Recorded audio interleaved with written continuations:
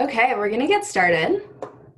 We already have 67 people who have joined, and we know we have many more coming. So welcome everyone, and thanks so much for joining our webinar today.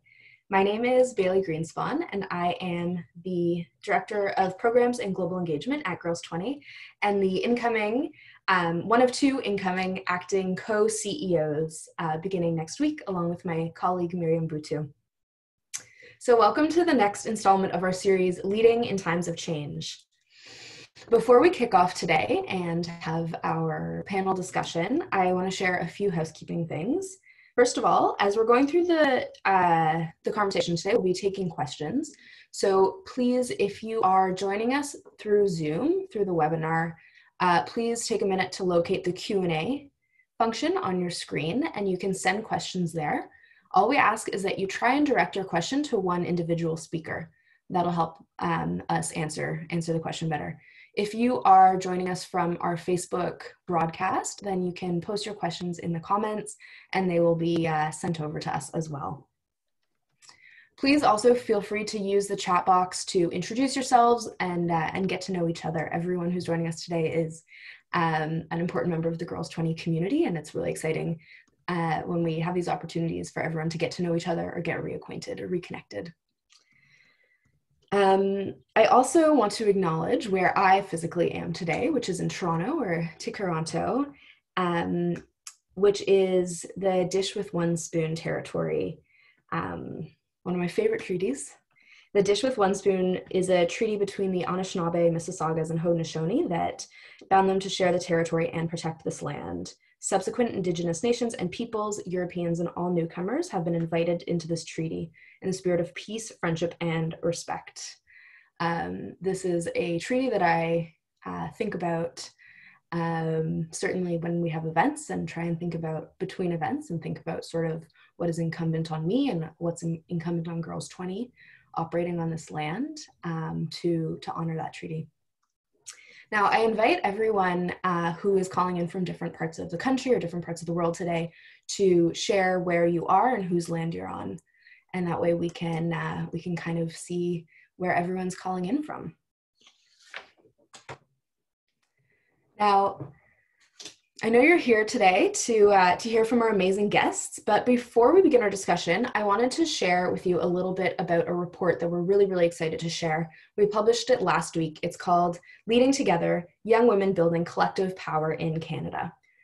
So I'm going to share my screen, and if you want to read along, the report can be downloaded on our website. Evelyn, my colleague, has just posted it in the chat box. So feel free to pull that up.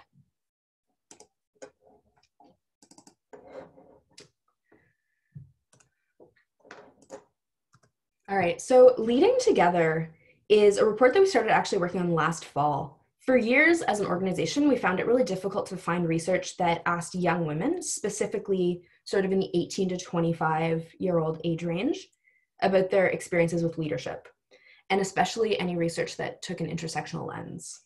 So we wanted to better understand the pathways to leadership, the opportunities, barriers, and how organizations and companies can do a better job of cultivating sort of these opportunities for leadership and cultivating this next generation of young leaders. The research was funded by the Government of Canada, and we sought to hear from folks from across the country, every single province and territory. Our research participants came from so many different backgrounds and spoke to so many different lived experiences. Some of the ways that they chose to identify are shared here on the screen. And they also came from a variety of different educational backgrounds. We had 42 young people join for our focus groups and one-on-one research calls. Their names are all here. We're so grateful for them. They really are the authors of this work. They really are this work, and they shared, really personal experiences with us, hopes and fears about sort of leadership and opportunities, and we're really, really grateful to them. We also are super grateful to Jennifer Hollett, who worked with us as the lead researcher and author on this paper. who took sort of a journalistic lens to getting to the root of this question around leadership and built trusting relationships with all of the research participants. So thank you so much, Jen.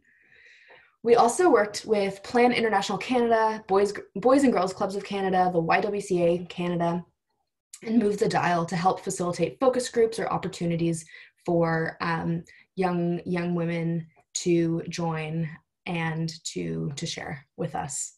And then we also held something on December 9th, 2019 on Instagram and Twitter, and had other community members join and share their leadership experiences with us. So many people went into, so many people's experiences and voices went into this report, and we are really grateful. Thank you. I want to share a little bit about what we found. And this is what we're going to discuss today. So we sort of had three high-level findings around gender and leadership, and I'm sure this won't be a surprise to many of you on the call, that leadership was intertwined with gender, that intersectional leadership is ensuring that society's definition of leadership is not defined by gender roles, race, class, sexual orientation, etc. We found that young people are reimagining leadership. The interview participants offered a collaborative definition of leadership. The young leaders brought this fresh perspective to their work and told us that their approach to leadership was collaborative. So inviting more people, more skills, more perspectives to the table. And that was also critical. And then finally, something that came up in this research was what we called the trap of tokenism. Young people who are invited into spaces that are historically not designed for them, and find the experience tokenizing. We heard from a number of young people around how the proper supports, with proper supports in place, young women being invited to that decision-making table can be a meaningful experience, and how it can be a meaningful experience.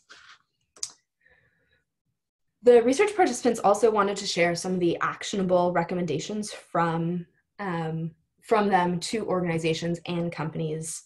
This is a snapshot of those recommendations to create more leadership opportunities outside of urban centers, to offer structured intergenerational mentorship, and to offer transparency around the different paths to promotion and paths to traditional leadership positions.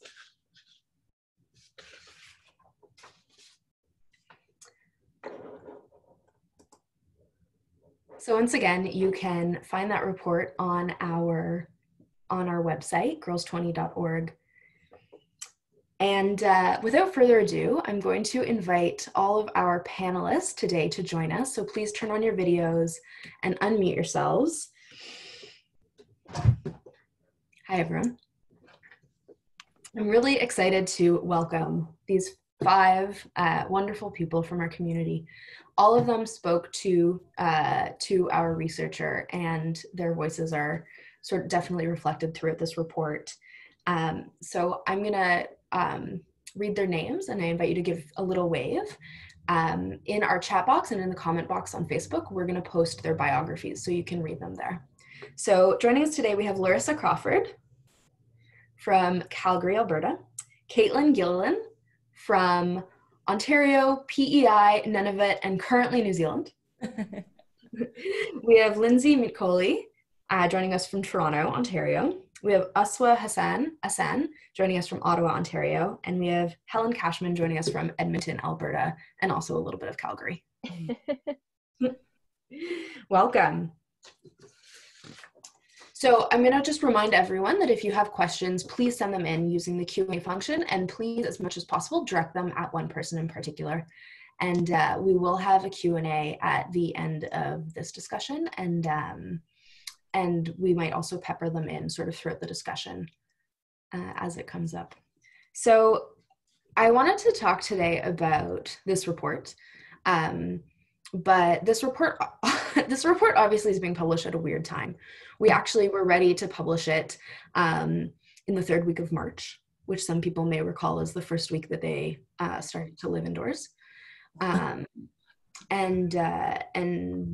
we felt that it was, you know, a really inappropriate time to talk about something that wasn't the pandemic and the economic shutdown.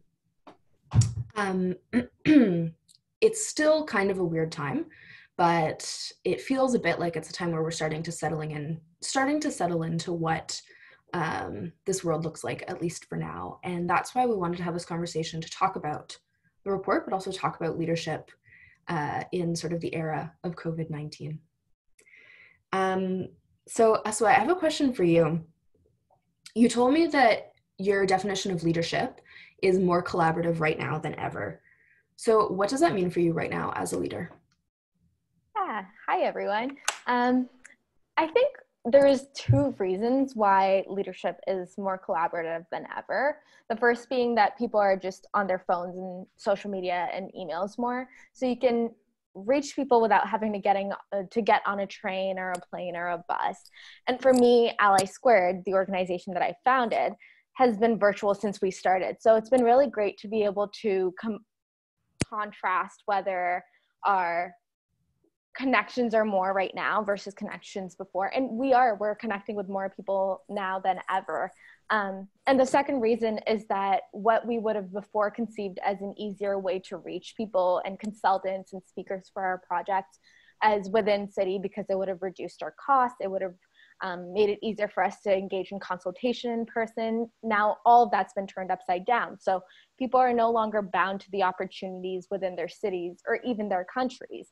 So as leaders, we're able to work with people all over the world to ensure a variety of perspectives. However, I do have a caveat to that. The pandemic's been difficult for some demographics more than others. And so we also have to acknowledge that right now, when things are tough to certain people more than others, we're not able to reach them. And so as leaders, we need to make sure that the ways we connect, we acknowledge the fact that there's certain people who aren't in our access or aren't in our networks right now because the pandemic's hitting them harder than ever before. And so post-pandemic and during this, we want to make sure that we're creating as many opportunities for collaboration in ways that are accessible to as many people as possible. Mm-hmm. And Uswah, do you mean in terms of their ability to access internet, or talk a little bit more about that?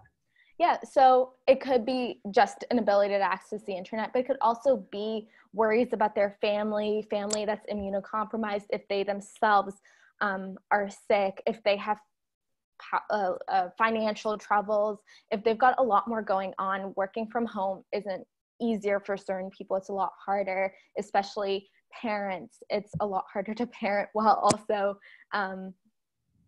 working from home. And so we have to understand that there are certain communities and certain demographics that just have so much going on right now, in addition to not having access to internet, that makes it that much harder to reach them and connect to them. And those are technically and usually the people that we don't access anyways because of all of those reasons. Mm-hmm, mm-hmm. And I have to say, it was interesting when I emailed all of you to sort of ask what your initial thoughts were around this report. I think almost everyone wrote back and said leadership is collaborative, or leadership is more collaborative than before. It certainly feels like there's more opportunities to work with people far away in new ways.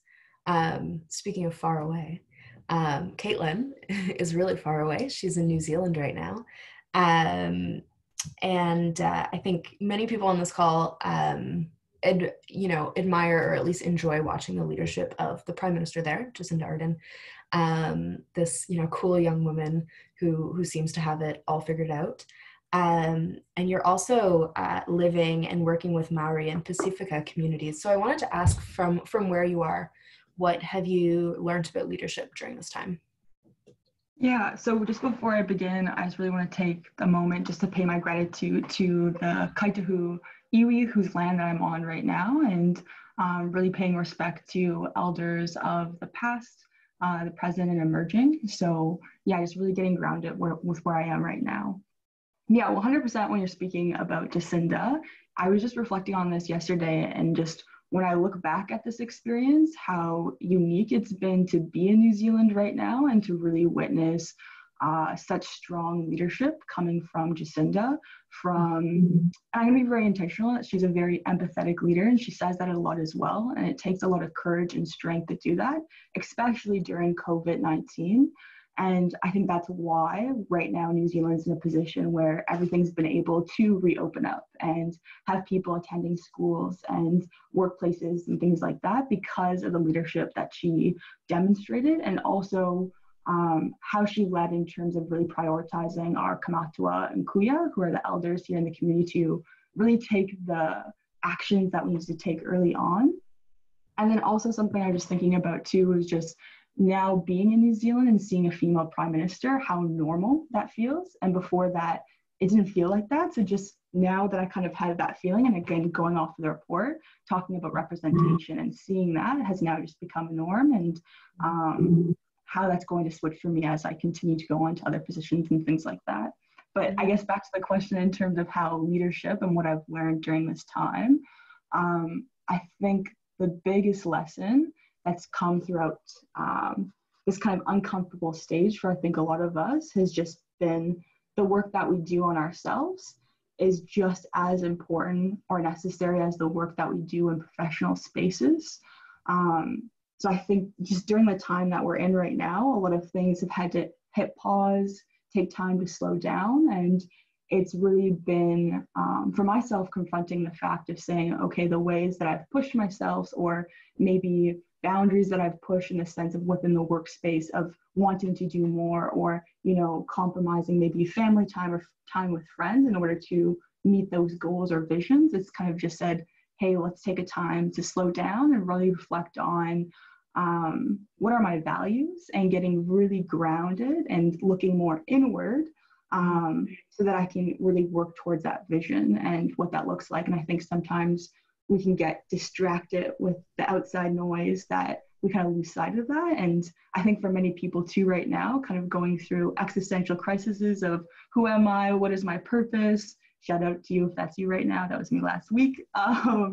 It's just a really good time to kind of sit with ourselves, and especially as young women who experience a lot of burnout too and exhaustion of just, okay, what is it that I need right now? And a question that I kind of keep coming back to too is how am I finding balance in the sense of with the work that I'm doing on myself, and then the work that I show up to do on a laptop, and where that's at. So that's kind of been the main message for me during this time, is just taking that time to really look inward as a leader and see where that goes, to be really grounded. I see a lot of nodding heads. I see a lot of nodding heads, and I think that something that you just brought up that we've heard when we've certainly been talking to some of the Girls 20 ambassadors living around the world is this idea of being a leader and being so used to going and being burnt out and being busy, and sort of sitting with yourself and figuring out what does leadership mean for you as an individual and spiritually, I guess, during this time. Thanks, Kaitlyn. Linxi, I thought this was so funny when I initially reached out and was sort of we were asking folks if they wanted to participate in this panel. You wrote back and you were like, oh, and I'm doing all this research right now. We're doing this research and we're doing this research. And I thought that was really, it was kind of a different response. And so I wanted to ask, sort of as a leader right now, why has research been so important to you and leading those projects? So I first want to preface my answer with challenging our definition of research a little bit and moving away from an institutional definition of research. That being said, I am in no way discrediting the importance and the necessity of institutional research, especially pandemic-related research. We need that. Stepping outside of that, I want to talk about community-rooted research and giving folks the opportunity to create more accessible research like this report. I think what's really important is we need to think about how accessible is the research that's being produced right now. For example, for me, we're looking at the youth impacts of the pandemic. What is it like for young people and how are they impacted? And when we first started this journey, everybody was like, well, there's a labor force survey. Like, the government is collecting data. I can tell you the unemployment number. I can tell you like how many young people are currently employed and how much they're making, but what does that even mean? And who's reading that research and who actually even has access? It took us as an organization 2 months to get access to that research. So what does it mean for the folks like us that actually need to know more about this? And how can we create more accessible research to support our work? So for us, the first thing that means is that we're hiring young people to do the research. And we're co-creating the questions with youth from the very beginning, because we don't want to take a prescriptive approach to creating this research. And that's the first step in making it more accessible. I also think it's a really important time to lead with community-focused research now, because there's an opportunity window for us to capitalize on. Sorry, really institutional word there too, but working on it. It's an opportunity for us to jump on and give voices to the folks that don't usually have a voice in this work, like for example, like what this report did. But publish it and put it out there for people in decision-making spaces to be able to use this research as a way of actually engaging those voices and those lived experiences to make decisions that can help communities instead of hinder them. Mm-hmm. Mm-hmm. I feel like we should all clap. It was so, that was the most rousing speech I've ever heard of it. But it also, but it also just, I think that what you just said really embodied sort of the entire section in this report around leadership, which was, it is collaborative and it is critical. Like, we are taking a critical lens and you are inviting youth to come design these research questions. And I think that's super cool. And to respond to this crisis in a way that we know maybe otherwise wouldn't be sufficient. Yeah, thank you. One of the parts of this research that I thought was the most exciting and the most interesting was the way that we talked about how people started to become leaders. First of all, I have to say, I sat in on some of the focus groups, and when we asked people if they saw themselves as a leader, everyone was like, there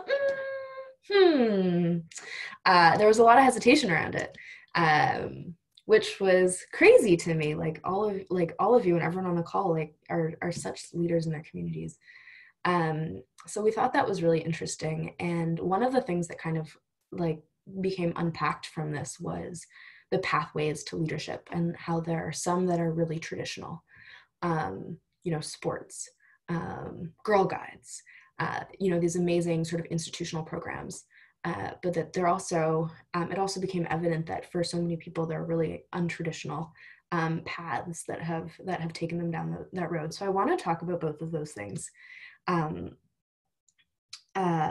I want to talk first about sort of the traditional ideas around leadership and pathways to leadership. And Helen, you brought something up that was really interesting about the idea of sort of mentorship, and mentorship came up a lot in this, but you actually unpacked it a bit more and talked a bit about sponsorship. So as a pathway to leadership, can you talk a bit about that in your experience?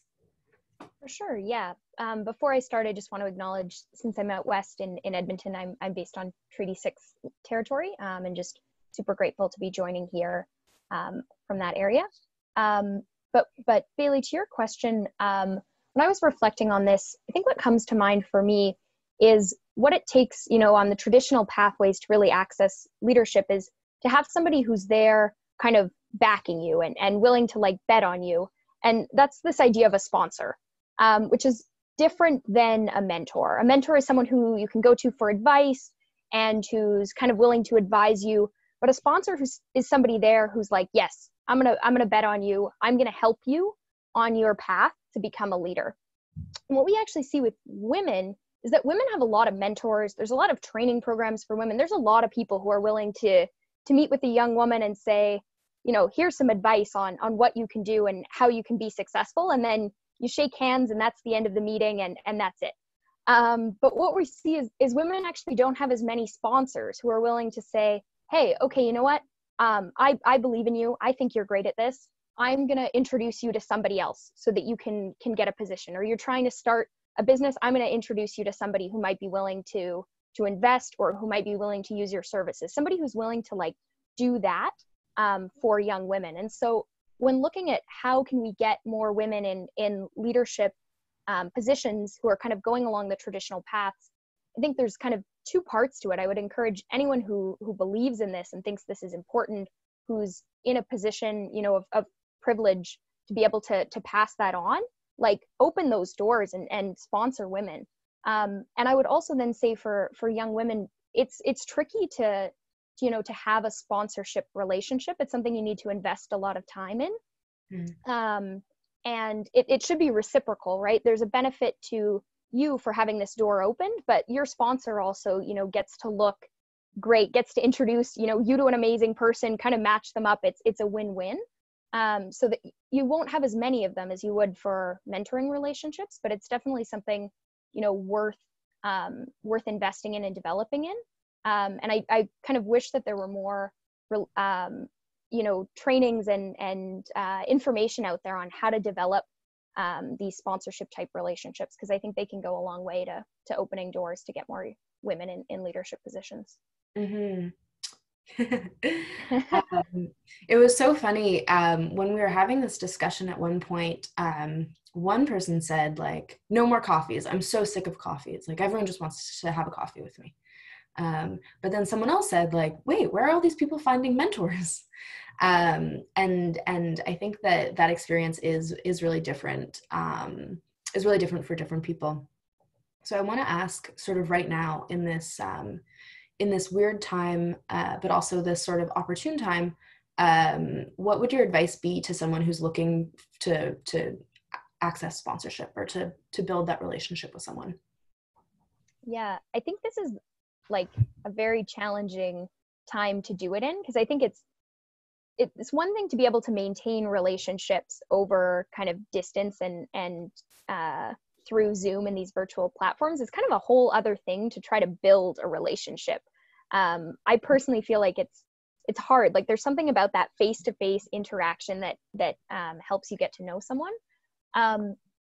So, I mean, as much as possible, you know, trying to, I guess, reach out to for like virtual coffees, but I don't know if I haven't certainly figured out the solution yet on how to do this. And I'm sure the other 4 awesome women here, though, may have some better ideas than I have on this one, on, you know, what we can actually do given the circumstances we're in.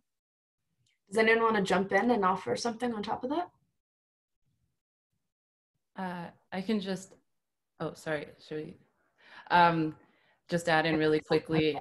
Yep. I've been, instead of looking necessarily for new relationships, I've been really trying to nurture already existing relationships. So checking in with my mentors, because I have very active and involved mentors, and a lot of that comes from just having genuine relationships with them, actually being their friends and caring about their work and checking in to see what I can do to support them during this time. And I think that right now is a really opportune time to do that, especially because a lot of people do need support right now. And a lot of those people are the people that we may look to for mentorship. And I think that really speaks and can contribute to this idea of a reciprocal mentorship relationship, when you are like making that effort to have those genuine relationships. Mm-hmm. Totally. Yeah. Uswah, did you want to add something? Yeah, I totally agree with Larissa. And I'd just like to add that sometimes, even when we don't consider someone as a mentor, there's ways of turning that relationship into a mentorship, sponsorship relationship. So recently I've been asking my family members a lot of questions about our lineage and our generational history that I haven't been otherwise.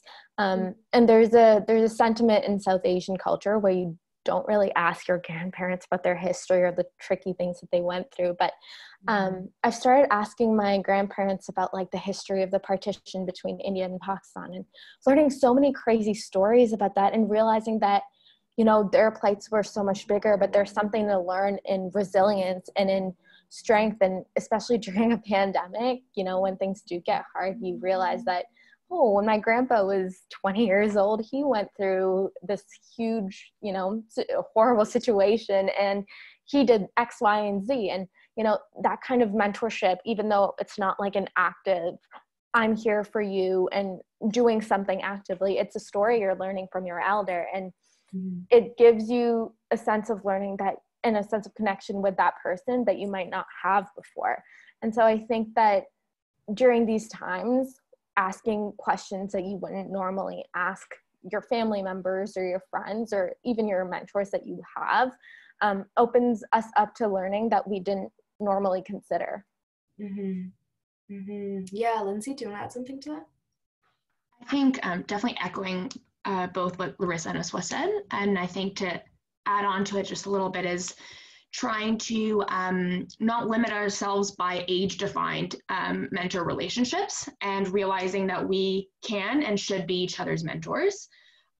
We're all going through a collectively wild, traumatic, challenging thing right now, and we're all figuring out unique ways to survive and to potentially thrive in the situation. And I think that that point on reciprocal mentorship can be so incredible with folks that are the same age as us or in similar stages in career. Even if we're in different industries or spaces, I really think that we can lean on each other a lot and just learn from our peers' resilience in this time. Yeah, absolutely. So the other part of sort of this part of the research that came up that was so interesting was just talking about the non-traditional pathways to leadership and finding ways to, well, first of all, encouraging companies and organizations to see the value in them, but I think also just for us to recognize their value.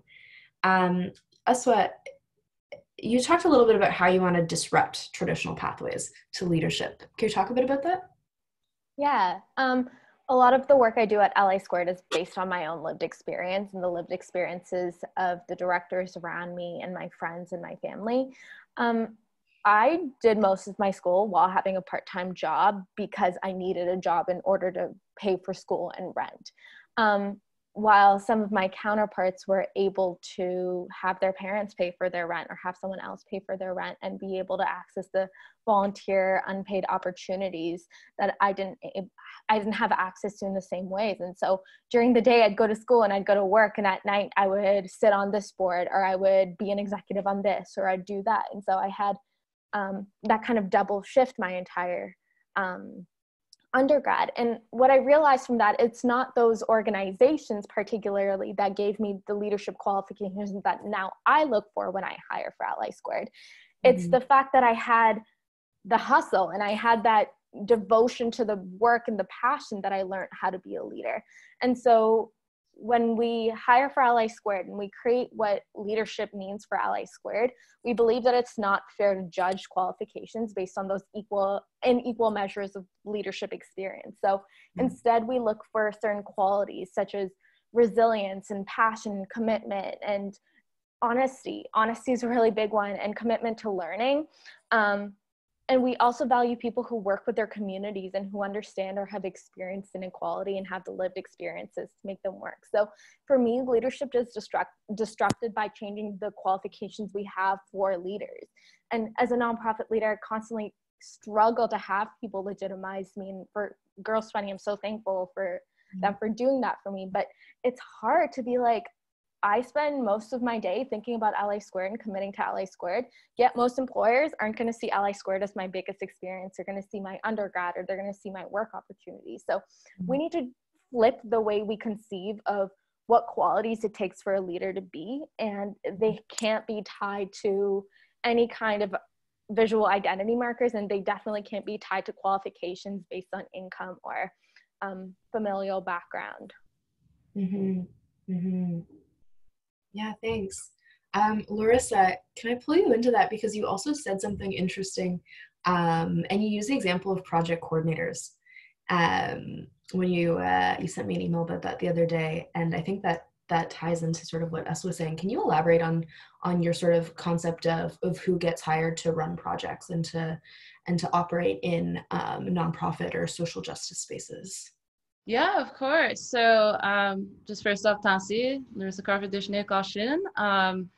I'm Larissa Crawford. I'm coming out of Treaty 7 territory. So I'm on Blackfoot traditional Blackfoot land, so the Siksika, Kainai, Piikani, and then as well as the Stoney Nakoda Nation and the Tsuut'ina Nation, as well as the Métis Homeland Nation, or Region 3.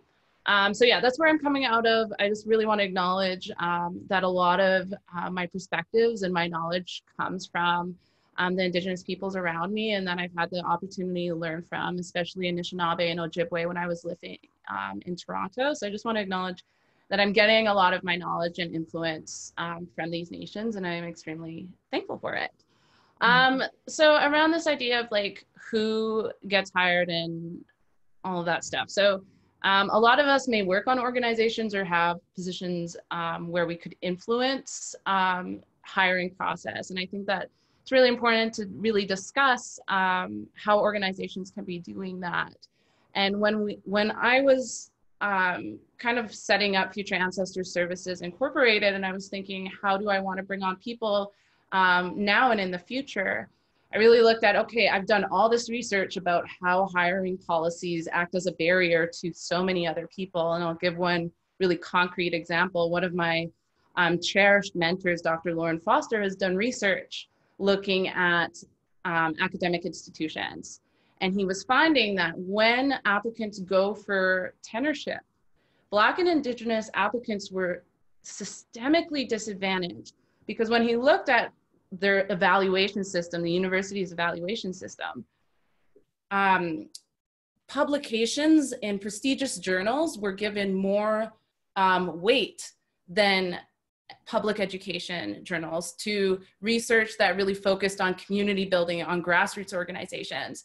And when they went in and looked at why this is happening, Black and Indigenous researchers and professors often pursued research topics that were in response to the urgent needs of their communities, of their families, of their friends, of who they were immersed with. While many other non-racialized researchers had the opportunity to explore more curiosity-based research projects that were getting published in these prestigious journals. And so this was acting as a barrier, even though someone may have been so qualified and be an amazing professor, because they had that barrier of waiting and what is considered valuable knowledge. It translated into who was getting hired, and it was translating into a huge deficit of Indigenous and Black people in academic settings. And so when I was thinking about all this research that I know in my head, I was like, okay, how can I make hiring policy that is accessible and that really reflects what I'm trying to say? And so with that, like we didn't establish qualifications. There's nothing that you absolutely need to have to work with us. What we were looking at were, okay, let's highlight some of the skills and experience that they may heavily rely on in their role. And let us look at what are the different skills and opportunities that we want them to be able to respond to. And so obviously that's not going to work for every position. That's not going to work for every organization, especially in more regulated sectors, but that's what's working for us. And then on the flip side, we encourage people to, and I try to put out as many resources as the applicant, that if these opportunities to assert your value, to assert your qualification and your lived experience isn't given to you in an application, isn't given to you in an interview question, then go out of your way to say that and shape your lived experience as a qualification. If you do come from a poor background, flip that. Mm-hmm. Yes, you may come from a poor background. Maybe you've overcome poverty, but how has the process of overcoming that poverty or living currently in that poverty, how does that influence your perspective and your ability to serve in the role that you're applying to? And when you start doing that, when you start shaping your lived experience as a qualification versus I'm Black, so you should let me in because you guys need more Black people, it becomes powerful. It asserts that because I've lived this, because I've seen and experienced this, I am better suited for this position, and this is why. And I think that that's a really important piece. And I know that coming up, we're going to be talking about tokenism, so I can delve a little bit more into that then. But that, I guess, can be my most immediate question response in terms of on the organization side, and then on the applicant side, how you can be juggling that. I'm just going to repeat back what you just said because it was so powerful, and I think it's going to resonate with so many people. I think what you just said was, when you start shaping your lived experience as a qualification, it becomes powerful. Thanks, Larissa.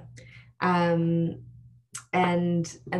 you have sort of set up this conversation about the last thing that I wanted to ask you about, which is tokenism, and sort of this trap of tokenism, and something that we really wanted to talk about in the report because it's something that we have interacted with, engaged with so much at Girls 20, kind of constantly striking this balance between helping get young women who should be in the room, with often being the only one there, and then experiencing what that's like and the fallout. And the folks on this call who have been part of our Girls on Boards program know that we have tried to have this conversation a lot, necessarily with answers, but as we're sort of all figuring it out together.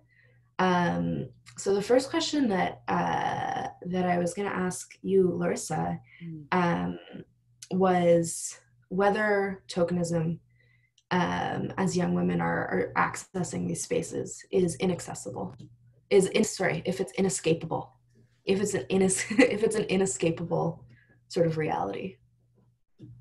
I would say absolutely not. And when I was thinking about this question, I got into points. And so I love points. I like when it's straightforward. So here are my points. My biggest point is to bring other people in by any means necessary. And when I say bring other people in, you may think, oh, I'm not really in a position to hire someone new. That's not what I mean. I mean, it can be hiring someone new and pushing that, but it can also be pushing your boss to hire and go with an Indigenous-led firm versus a more Western institutional firm. It can be looking into bringing in guest speakers for lunch and learns, which is what I did often when I was working for the Ontario government. As the only Indigenous person at that office, it was very difficult. And I found that it was extremely empowering when we were able to bring in Indigenous speakers, when we were able to engage with Indigenous content. And so I feel like bringing other people in is going to be the biggest step. And there are a lot of different ways that you can do this. I think one of the biggest things is being able to explain tokenism and being able to provide the rationale for bringing other people in, because although we get it, a lot of people don't get it. So taking the time to look through resources, and there are a lot of them, and I'll get to that in a second, but understanding, how do I explain tokenism to someone who doesn't get it? And practice that on your family, practice that on your friends who aren't in the same space as you, and practice saying that, because it comes easier as you do it more. So understanding and practicing explaining tokenism in plain language. And sometimes you have to go into explaining privilege. You're going to have to go into explaining systemic racism. Understand those terms and be able to explain it. It's one thing to read it, is another thing to say it. So I honestly practice it. Have the data and the qualitative narrative. And I think that this is really important, and have that on hand to and back up your arguments. Because oftentimes the people who are going to deny tokenism, or are going to try to deny anti-racism or racial inequities, are going to try to do it with attitudes. So when you can come up with the data, when you can come up with different organizations that are doing the work, and send them to those, that really helps as well. And having a little, a bit of that on hand is going to help in making your argument for bringing in more people. And then asserting your lived experience. And I say this because when you assert your lived experience in a space, when I explain to someone, I approach policy in a different way because I've lived through poverty, because I am a part of Black and Indigenous communities, and I constantly see how the impacts of policy disproportionately impact my communities. When I frame it like that, when I explain that, not only am I creating space for myself, but I'm creating space for other people. I'm creating an understanding for why we need an Indigenous person in this position, why we need a Black person in this position. Because someone who has that lived experience is going to approach it in a different way. So when you assert your lived experience, you're also creating space for other people. And then finally, connecting and following organizations that do this work. We're all on our social media a lot. We're all on our laptops and phones a lot lately. And who you follow is going to influence how you think. It's going to influence a lot of things about your life, especially now. So making sure you're following accounts that provide diverse perspective and continuous perspectives on anti-racism, on tokenisms, on, say, qualitative narrative, like our climate voices, like Allies Squared, Indigenous Climate Action, Piña Sol, like these pages provide daily reminders and resources and opportunities to learn. And I think that constantly having this at top of mind in a positive way and really thinking, how can I be bringing this in my daily life? I think that that's how you can get into that thinking in a more regular basis. And so these are the top like 4 things that I would say in terms of bringing people in, because tokenization happens when there's one or a few of us. And so the main thing we have to be looking at is how can we bring more people in? So yeah. Mm-hmm. Thank you. Linxi, you responded to this by talking a bit about bottom-up planning. How does it speak to the challenge of sort of this challenge of tokenism? Yeah, so usually when we see folks, including women or young racialized folks or that token person in initiatives and programs, it's to evade and escape criticism and make it seem like these folks are being treated fairly, just to call it out. But to counteract that and to preface that, it's usually, these folks are usually included at the end of the process. All this work has been done. We're just going to tag you on as a PR piece, make sure that we get our high five and our credit for including marginalized folks in this work. Now, to flip that, bottom-up planning means that from the very first step, even before the idea is conceived, you're including the folks that you're actually trying to work with. And that means that they're, like Larissa was saying, those lived experiences are now translated into actual value that can be captured in the work.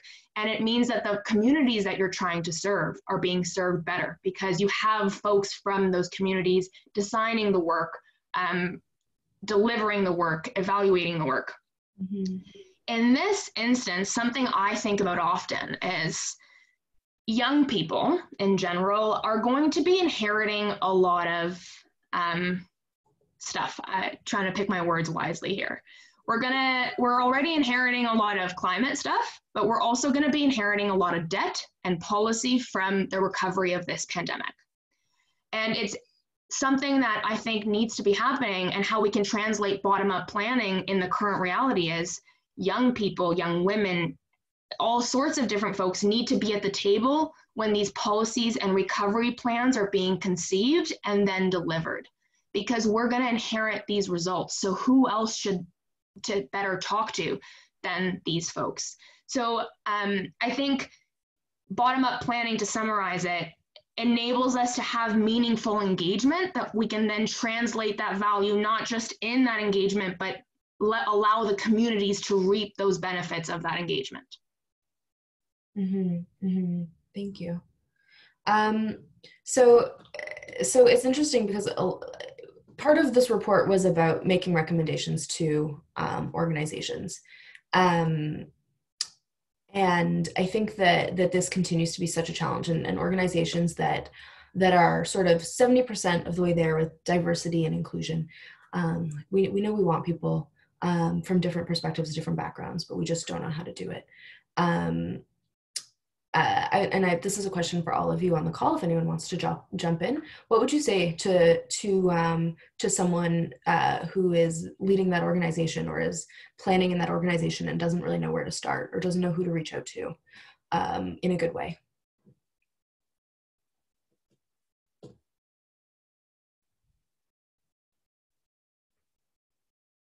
I was going to say I would reach out to Uswah and Larissa, but go ahead. hire their companies is the answer. Yes. But I was going to say, if you can't find someone, I think you need to rethink the way that you're wording your hiring, who you're hiring to, who you're reaching out to. So a lot of what I'm thinking about lately is the fact that a lot of my team has graduated or is in university. And the fact that going to university, even if we're in Canada, is a privilege and something not everyone has access to, nor something everyone wants to do, and they shouldn't have to. So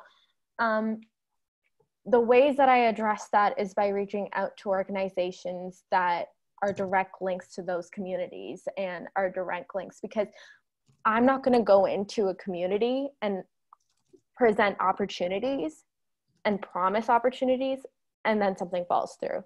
That's like more harm than anything. So what we've been thinking about, we have a new project coming, or that's now out, about how Indigenous, immigrant, and refugee communities can find avenues for each other despite their different histories and realities. Is we're thinking about reaching out to organizations who do the work in those communities, who are led by the people in those communities, and paying them and helping them in this consultation process and bringing them in.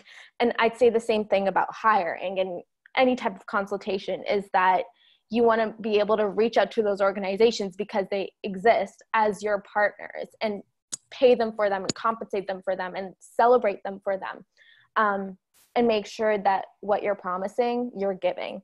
And so I would suggest you go, so I can give the immigrant example. When my parents came to this country, and they had a great education back in Pakistan, they had lots of work experience, they couldn't get jobs in retail because of their accent. Mm-hmm. And they could speak perfect English and they still couldn't get jobs, and they couldn't find jobs, and people wouldn't respect them because they weren't able to find and access the opportunities or know where hiring boards are, things like that. But now I see around me, there's so many immigrant specific organizations and hiring boards. And I think if those organizations, those big, scary organizations, just went to those local immigrant job boards or immigrant communities or multicultural centers and just said, hey, we're hiring for this many people with this type of background, could you reach out to your communities? They'd probably find a more diverse set of people to hire. And I just think that we need to be better at being, one, responsible about how we're reaching out to communities, two, making sure that we're not promising something and not delivering, but three, reverse engineering the ways that we ask for qualifications. And I mentioned that before, but the communication we use and the people that we seek for our positions. So I think it's all about rethinking what our status quo is and who we're partners with, and asking if that's working for the best equitable intersectional way. Yeah, Larissa? First of all, does any other panelist want to speak first? No? Okay. So just to reiterate the question you're asking, sorry, Bailey, could you re-say the question? The question was your advice to organizations, whether they're companies or nonprofit, that sort of are 75% of the way there in terms of meaning well, but don't know sort of where to start to be more inclusive. Great. Okay, cool.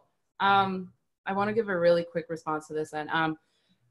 I've been working contract work for a while now, I'd say 4 years, which doesn't sound like a lot, but I guess 5 years now. It doesn't sound like a lot, but it feels like a long time. And during this time, I've really come to realize the huge gap that there is in organizations who are seeking services and to be better and to have inclusion and have equity at their organizations and to bring people on to help them do that. There's a gap between them and the people who are actually best positioned to do that, which are often independent trainers, speakers, researchers, consultants. And I thought about this for a long time. I thought about this for about the whole time I was I was in this field. And so I want to do a shameless plug, because I think that what I'm going to show you is very much in response to this issue. And it's an issue that I've thought about for a long time. So Future Ancestor Services, so we're a social enterprise, professional service social enterprise. And we have the Constellation. And so the Constellation, I made this in response to really this gap where organizations kept on saying, like, we just can't find the people, so we're going to hire a white person to come in and do a anti-racism training on anti-Black racism. That's problematic. That's not a good enough excuse. And so what we've done here is that we've created a portal where organizations can come now and hire, say they want a researcher, and say they want them to also be Black. They want them to speak on anti-Black racism. They can go through and choose all these things. I mean, there's location specializations. They can click on someone, read their background, and then book a phone consultation with them and get them hired. And there aren't resources like this in Canada yet. And so that's why, like, there are, but not to the degree that we're doing it. And that's why we really wanted to bridge that gap. And so I want to say too to the people on this call that if you're someone in that position where you're looking to connect with clients, please reach out to me, because this is a question that I think about every single day.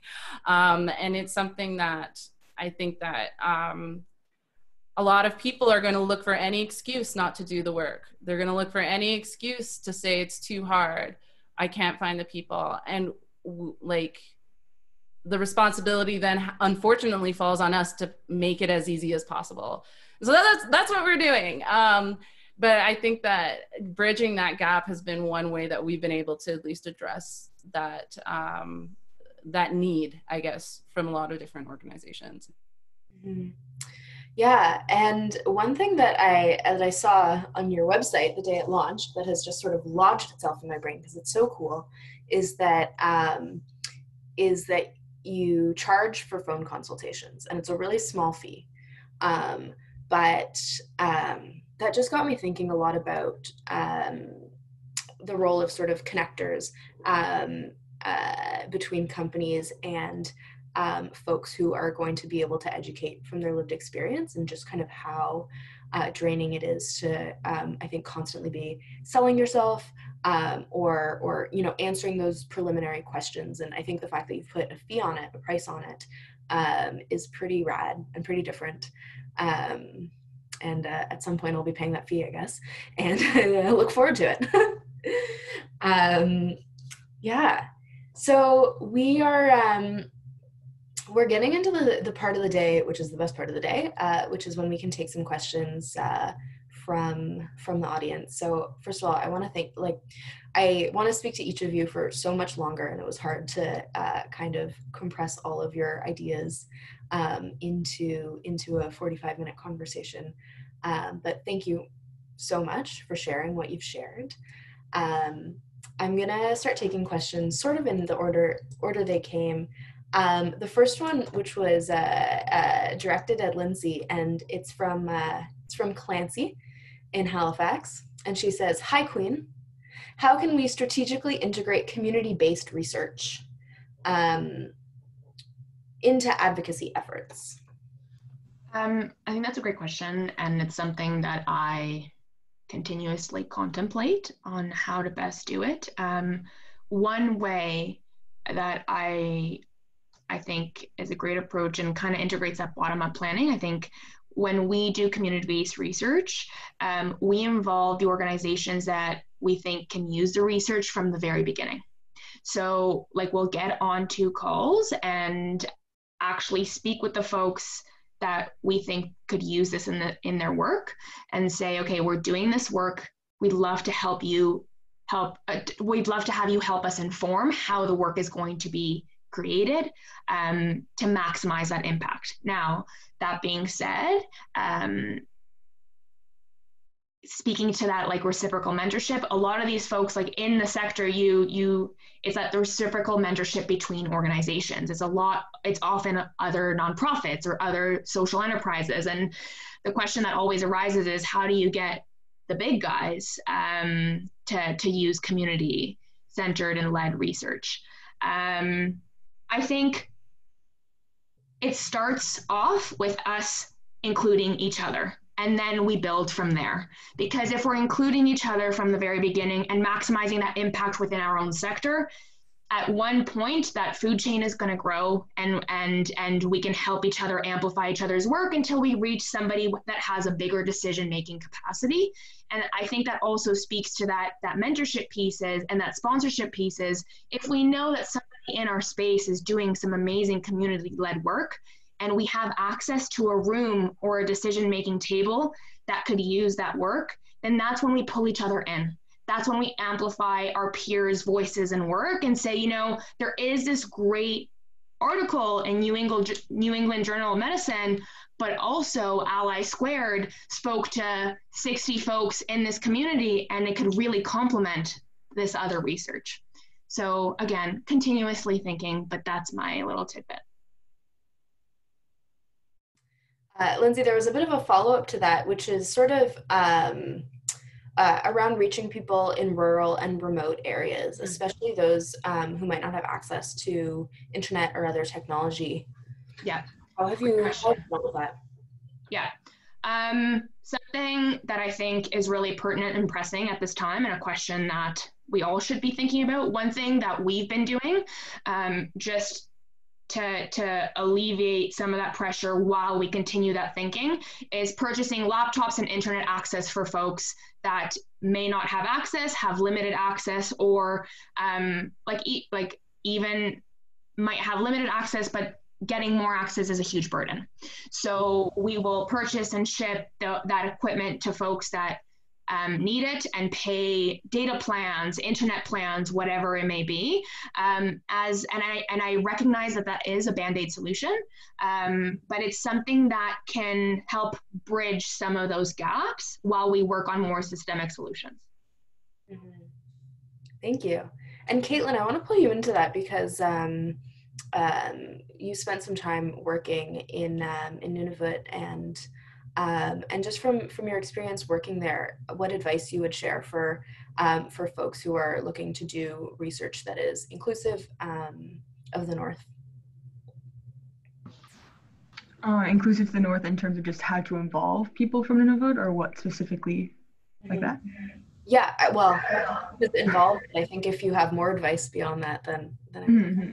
Well, what I like what you were just saying before in terms of, again, access to internet, especially when you're looking at accessibility with a lot of more remote communities, and how financially inaccessible it can be. And sometimes, specifically the community I was coming from in Nunavut, Nunavut, there was a 30-minute time cap and how long you could be on the local library. So if you had to get your resume or apply for jobs and stuff, you only had 30 minutes each day to use that internet. So I think it's really being aware about that, and how are you making these opportunities accessible, and how are you going and the extra mile to understand from communities what they need, instead of assuming, oh, this is how I'm going to do it, or this is what's best. And again, what Larissa is saying with what those gaps are in terms of people really not reaching out to communities to really understand how can we provide these opportunities, and getting community input within that aspect. So I think it's just always checking in communities and never assuming what you think they need or what they want, and making sure that those community voices are always being the ones that are at the forefront, and working together within that way. Mm-hmm. Yeah, I think for this research, just one other thing that we found was just, well, there are a few. One was just the value of relationships, more so I think than in any other region of the country. The value of having a strong relationship led to some really beautiful conversations and some really interesting conversations. Yeah. And I guess just going off of that too, in terms of like when we were talking in the report, and it was mentioned in the report with opportunities and involving youth from up north, especially a lot of times having to fly back to the south, and it's making sure too that when you're asking people to leave their families, or what is that time, and how do you make spaces also accessible to having young children being in those spaces to make sure that these leadership opportunities or these conferences or these summits, what does that look like, and kind of breaking out of what those traditional views in terms of how you set up these things. Mm-hmm. Yeah, thank you. There are a lot of questions about this, and so I'll direct it first to Helen. Helen, how do young women themselves sponsor one another? And then I'm going to add just the follow-up question, which I'll put to anyone else, which is what steps can we take to get people to sponsor us? Yeah, definitely. So I absolutely think that young women can sponsor each other. And I actually think in this panel, we've seen some incredible examples of, people being able to plug different organizations of the other panelists. And I think that's wonderful. And I think then continuing to do that. And so if you know somebody who's kind of in your network who's doing something, and somebody else in your network who needs that, being that connector piece and opening those doors for them can go a long way. And then I would also say, there's a huge kind of piece around, really taking the time to help somebody think through applying to university, someone who's, first generation doing a university application. Yeah. Okay. It's somebody that you're going to work through, and helping them step by step through the application process is a form of sponsorship. That echoes into the job market, further into academia, all of these things, I think are ways that young women can do that and open doors. And then I would, definitely echo Larissa's point on, if you're in a position where you're kind of the first person to break through it, doing everything that you can to bring other young women in. And when I feel like oftentimes organizations are constantly looking for somebody to be doing this thing or take on this project. And so if you're the one who speaks up and says, hey, I actually know of this great organization that probably could help you out, or this great person who I think has the skills that you need, it may not be what you would traditionally think of, and kind of introducing them, setting them up for that, I think can go a long way. And then in terms of the follow-up question, how you can create sponsorship opportunities for yourself, I would say a lot of that comes down to, you're probably not going to start off right off the bat with somebody being like, great, met you for 5 minutes. Absolutely. I'm willing to back you. Here we go. But I think part of it comes from deepening mentorship relationships that you have.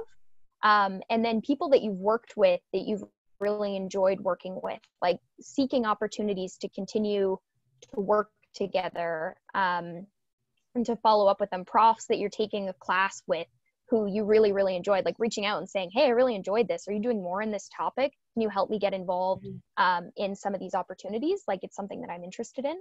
Kind of doing that and being really intentional about who you're kind of doing that with, because it needs to be something that you're really interested and passionate in, and a relationship that you want to maintain for a number of years, not just something that would be kind of super transactional.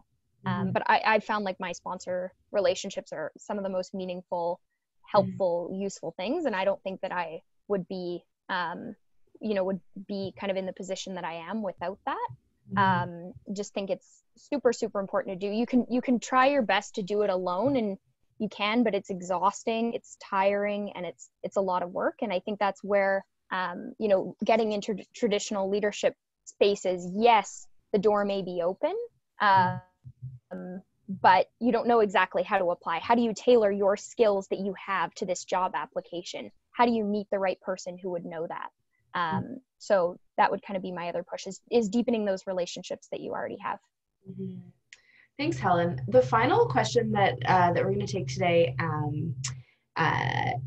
which ties into that, but also sort of ties back to what it means to be a leader, is how you push your non-leading friends and folks in your life to be leaders. And I'll put that out to all of you. I think it's an important role of a leader is encouraging that in others. So how do you do that?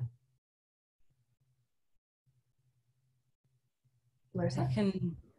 jump in just because I've been dealing with it a lot lately. Our organization has been taking on a lot of trainings versus speaking engagements lately. So I've been dealing with this a lot because we're often brought in to training for equity, anti-racism stuff. And I see leadership, but I see leadership that isn't getting us where we need to go. And oftentimes there's a division between older generations and, say, our generation. And one thing that I've very much found in terms of, as I try to make these trainings and as I try to work in the sensitivities of what everyone is dealing with, but then also encouraging them to be anti-racist leaders as well, a lot of it comes from starting with open conversations about apprehensions, about what are you afraid of in leading? What are you afraid of in advocating for this? What are you afraid of? What are your apprehensions? Having honest conversations. I think that's really important. And then two, really approaching the situation with love and understanding. A lot of these people, a lot of older generations were brought up under different education systems. And anti-racism knowledge is quite accessible to many of us, but for older generations, that was not the case for a very long time. And so looking into understanding all of these things and then approaching education with love and consideration with the intent of bringing people along on a learning journey versus imposing a learning and teachings. I think that that is a way that I've been able to successfully bring leaders who are doing leadership, but not the kind that's going to lead to equitable outcomes, to a space where they now don't hear privilege or don't hear settler and are triggered. They hear those words and understand it, and they can respond in more responsible and effective ways. So I'd say those 2 points, I guess, for bringing people along as leaders. Mm-hmm. Thanks, Larissa. Take a couple more quick tips around encouraging others to recognize the leadership in themselves. I can share. For me, I think it's really important to lead by example and be authentic in the leadership that you exhibit, because I think for me, for a really long time, it's been really hard to show people when I make mistakes, because as a young racialized woman, I'm already opened up to so much criticism and just so much doubt, and then internal self-doubt. It's really hard to tell people, oh, like, I did this with Ally Squared, and if I were to do it again, I wouldn't have done it that way. Or, oh, like, I'm going to be honest, this is how I'd like to do Ally Squared, but we don't have the money for it. Or, like, we don't know how to do it yet, and so we're not doing it. So I think, like, when you show people that what you're trying to do as a leader is authentic, you're also opening them up to be authentic and be authentic leaders, because I think self-doubt and worries about making mistakes is one of the biggest things, especially like when it comes to cancel culture and people cancel you in 1 second or cancel your organization. It's really hard to say anything that's authentic, and you have to put on this brand and you're always these 5 values that you exhibit. But if you're like, no, this is how I feel, and these are the mistakes we've made, and these are the amazing things we've done, and this is how we're going to better ourselves in the future, a lot of people are like, oh, okay, like, you're allowed to make mistakes, you're allowed to grow. Okay, I can do that as well. Yeah, I love that. Mm-hmm. Yeah. Just to jump in, I think I would really echo the point too around, I think leadership it's intimidating. You know, it kind of feels like you're on a stage sometimes, and, you know, you're worried, are people going to see you making mistakes? So I totally echo the point around, like, if you're, you know, trying to bring somebody in, being open and kind of honest about, like, no, like, I also find it, you know, it is scary and it is intimidating, and I make mistakes all the time. And then I think kind of finding those small ways for folks to start getting involved, you know, with, you know, helping out with a project, and then, hey, maybe like you take this part of it and you're gonna run with it and do it how you want. And then the other thing I would be, you know, really conscious of is, I think as we all sort of have a bias on this is the way my brain works, and this is the way that I kind of think that we should do something. But everybody approaches things differently. And so I think the more kind of freedom you give somebody in how to approach something in the way that works best for them and the circumstances going on in their lives, like the kind of better off you're going to be, and kind of allow them to really reach their full potential and shine. And I think once you see that and you're like, wow, I can do this. I think the idea of leadership and being, being a leader feels a little bit less intimidating. And so I think kind of coaching people, but in a way that it's tailored to their own strengths and weaknesses and their own personality goes a long way. Mm-hmm. Thanks, As Helen. everyone was just speaking, all I could hear was like Brene Brown quotes like popping into my head about like leading in vulnerability. But I think, yeah, just going off of what everyone was saying as well, is just if you become really grounded in what your values are and know what your values are and just really live in your truth, that energy and being around people like that is just really contagious and inspiring, of just seeing people living in the truth and echoing what those values are. And I think with people too who are looking to get involved in different leadership opportunities, is just taking the time to find out what they're passionate about. And sometimes those conversations or those aren't questions that aren't necessarily asked, and you kind of get focused on other people's aspirations or what you should be doing or what society tells you to do, that you lose that inner voice. So it's just kind of honing in on that and taking that leap of faith and pursuing that vision or mission that you have and leading in that way.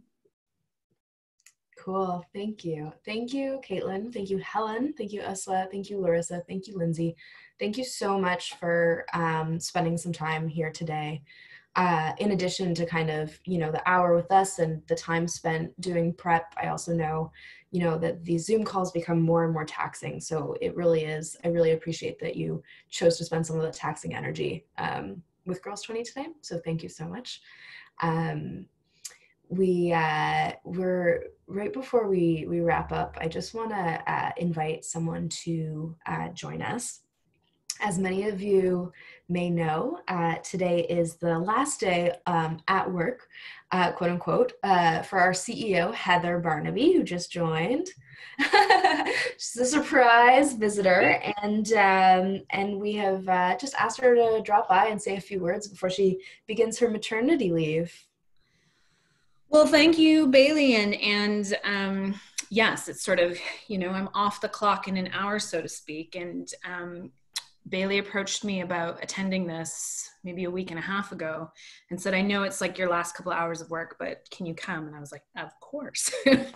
I mean, for me, looking at who has participated in this call, and the fact that we have young women from Morocco, Nigeria, Brazil, Pakistan, Uganda, Palestine, Indonesia, I'm sure I'm missing a few in there. It reminded me that, there's a universal experience to leadership, and there's also a lot of specificity to our experience. When we wanted to go about doing this leadership report, we wanted to capture both of that for our learning, for our programs, for our advocacy. And it's always such a privilege when we're able to then share that with our community and also have our community inform it. There were so many great quotes today, and Larissa towards the end talked about the approach, like approaching things with love and understanding. And my favorite quote of all time, I go back to it so much, is Margaret Lawrence. And she said, and I truly go back to this because I believe it so much, but she said, I would not claim to pass on any secret to life, for there is none, or any wisdom, except the passionate plea of caring.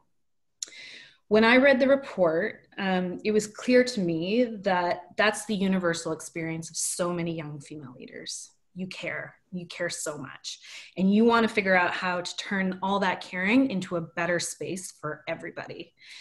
So for me, this reason I was like, yeah, Bailey, I'll definitely be there, is because I knew it would be that last opportunity before I go to learn from you and be very inspired by you. So thank you so much. And I'll be back in February, and I can't wait. And keep going forth with all that caring. It's really what's going to change things. Thank you. Thank you so much, Heather. And one thing that didn't come up today around leadership that I've been thinking about a lot is stability. And Heather has led this organization over the last few years and has led us to have so much stability that we are weathering this storm that is taking out many nonprofit organizations, that we are in a place where everyone can continue to work at Girls 20 and be paid, which is a huge privilege and feels very lucky, but is actually not lucky. It's actually because we've had this incredible leadership in Heather. And so I think there's a lot of other things that people get to see when they see Heather speak or share thoughts, but internally, just really want to acknowledge how much stability she has brought to the organization. And we are going to miss her so much, me especially. But we're also really excited to meet this baby. Really, really, really excited to have a little office baby. I want to thank everyone so much again for joining us today. It's such a privilege to see all of your faces, to see that you're well and smiling and thinking and doing really great things. And to everyone who joined us today, thank you so much for spending the time with us. We hope that this report, when you take a look at it, will resonate with you, will challenge you, and we hope that you'll want to share it. Share it in the spaces where you're trying to create change. Share it on social media, tagging Girls 20 perhaps. But please, use it as you see fit. We are really excited to announce our next webinar in the series. The next webinar is going to look at graduating in COVID-19. So we even have a few members of our team who are graduating from university this year and are entering into a world that is so different than the one that they started the semester in. And so we want to talk about that, what the world of work is going to look like now and in the recovery, and what young people can be doing to prepare. But we really want to know what you, everyone on the call today, wants to learn from that webinar. So please drop it in the chat, something you want to learn, someone you want to hear from, whatever it is, and we will try and make that happen and try and create a webinar that's really useful and valuable for all of you. So we'll leave this open for another minute. So please drop something in the chat, and we'll see all of you soon. Thank you so much.